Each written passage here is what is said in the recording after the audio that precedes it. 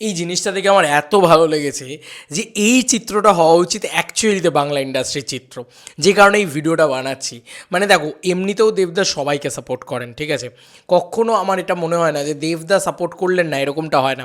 বিজয়া দশমী বলে আমাদের কমিউনিটি অলোকেশদার একটা ছবি বেরিয়েছিল, সেখানে সেটাকেও পর্যন্ত সাপোর্ট করেছিল দেবদা। তো এরকমই একটা মানুষ দেবদা। দেবদা সবাইকে নিয়ে টুইট করে, সবাইকে নিয়ে বলে।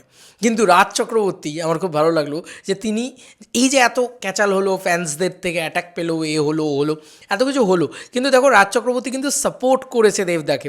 রাজ চক্রবর্তী অ্যাকচুয়ালি এমন একটা মানুষ না, সে বোঝে যে ফ্যান কালচারটা কী, কারণ সে তো নিজে তৈরি করেছে এই ফ্যান কালচার। যে সে যদি আজকে চ্যালেঞ্জ না তৈরি করতো, তাহলে আমরা এই ফ্যান্সটাই হতাম না। তো এটাও মানতে হবে, এটাকেও কিন্তু আমরা ভুলে যেতে পারি না। তাই এই ফ্যান কালচারটা সে তৈরি করেছে, তাই জন্য কমার্শিয়াল ফ্যান কালচারটা সে বোঝে, সে জানে, তাই জন্য সে কিন্তু ব্যাপারটাকে মানে কী বলবো, স্পোর্টিংলি নেয়। এবং সেই কারণে সে একটা দারুণ পোস্ট করেছে, আমার খুব ভালো লেগেছে। এই মেলবন্ধনটা না গোটা ইন্ডাস্ট্রিতে দরকার। তুমি জাস্ট দেখো যে এখানে লেখা হয়েছে, রাজ চক্রবর্তী নিজে টুইট করেছেন আজকে সকালবেলা। কি টুইট করেছেন? লিখেছেন, wishing all the very best to entire team of Binodini. Trailer দুর্দান্ত লেগেছে। বিনোদিনী একটি নটির উপাখ্যান, আমি অবশ্যই দেখব, আপনারাও হলে গিয়ে দেখুন।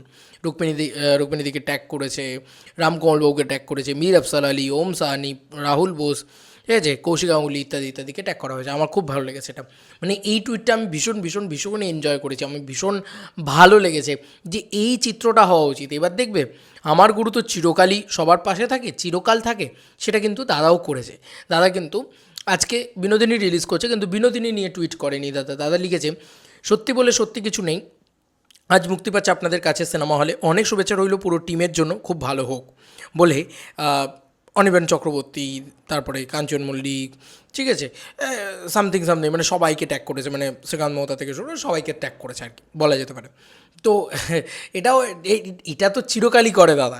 দাদাকে নিয়ে তো আলাদা করে কিছু বলার নেই যে না দেবদা তো টুইট করে না, দেবদা তো এরকম, দেবদা তো ওরকম, এসব তো বলা যায় না। দাদা সবসময় সাপোর্ট করে, সবাইকে সাপোর্ট করে। কিন্তু এটা সবথেকে বড় কথা আমার যেটা ভালো লাগলো, যে রাজ চক্রবর্তীও কিন্তু বিনোদিনীকে সাপোর্ট করেছে। তো এই মেলবন্ধনটা দরকার। সৃজিত মুখার্জি, রাজ চক্রবর্তী, দেব এন্টারটেনমেন্ট ভেঞ্চার্স, দেবদা, জিতদা, সবাই তো আলটিমেটলি কি বাংলা ইন্ডাস্ট্রি, তো তারা তো এদিক ওদিকের লোক না। তাই নিজেদের ভিতরে মারামারি করার থেকে ভালো সবাই একসাথে থাকো, দিয়ে বাইরের যে শক্তিগুলো রয়েছে তাদের সাথে মারামারি করতে হবে আমাদেরকে। এইটা হওয়া উচিত। নিজেদের ভিতরে আমরা মারামারি করছি। এই যে দাদা বললো না, দেবদা একটা কথা বলেছিল না সেদিনকে, যে বন্ধু ফার্স্ট এলে, মানে বন্ধু যদি মানে ভালো করে উপরে ওঠে তাহলে রাগ হয়, আবার বন্ধু মানে ফার্স্ট এলে আরও বেশি রাগ হয়। তো এরকম ব্যাপারটা না থাকা ভালো, বরং বন্ধু ফার্স্ট এলে সেটাকে সেলিব্রেট করার মতন জায়গা হোক, সেটা খুব ভালো হয়। উইন্ডোজও এর সাথে জুড়ে গেল, সবাই মিলে একসাথে একদম মানে একটা মেলবন্ধন আকারে একটা বড় কমার্শিয়াল ইন্ডাস্ট্রি, এবং Bangla cinema, commercial cinema, Bangla সিনেমার মাস সিনেমাগুলোকে আবার গ্রো করানো। রাজ চক্রবর্তী পারবেন, দেবদা পারবেন। রাজ চক্রবর্তী শুধু দয়া করে রিকোয়েস্ট, সন্তানের মতন ছবি আর বানাবেন না, একটু বানান, একটু বড় ছবি বানান। খাদান তো সাহস দিয়ে গেল, এবার বানান। আর কবে? মানে আমি সত্যি বলছি, মানে Raj Chakraborty is like biggest superstar director আমাদের কাছে চিরকাল, এটাই রাজদা।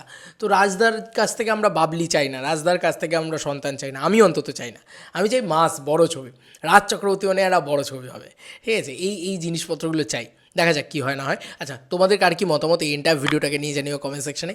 তবে এই মজাটা কীরকম লাগলো, যে গোটা ইন্ডাস্ট্রিটা কিন্তু দিনের শেষে একটা জায়গাতেই আছে। এটা দেখে আমার খুব ভালো লেগেছে যে রাজ চক্রবর্তী দেব এন্টারটেনমেন্ট ভেঞ্চার্সকে সাপোর্ট করছে, দেব এন্টারটেনমেন্ট ভেঞ্চার্স তথা দেবদা তিনি আবার এসবিএফকে সাপোর্ট করছে। এই যে একটা সার্কেল, এটা আমার ভীষণ ভালো লেগেছে। সবসময় হয়তো অনেক সময় আমরা রাগ, দুঃখ, অভিমান, মারামারি, হানাহানি এসব নিয়ে কথা বলি, তাতে হয়তো দুটো মানুষ বেশি দেখবে, নেগেটিভ যেহেতু। কিন্তু পজিটিভটাকে নিয়েও কথা বলা উচিত, কারণ আমি পজিটিভিটিটাকে খুব ভালোবাসি। তোমাদের কার কি মতামত এন্টার ভিডিওটাকে নিয়ে জানিও কমেন্ট সেকশনে। চলো বন্ধুরা, নতুন কোনো ভিডিওতে দেখা হবে, বাই বাই।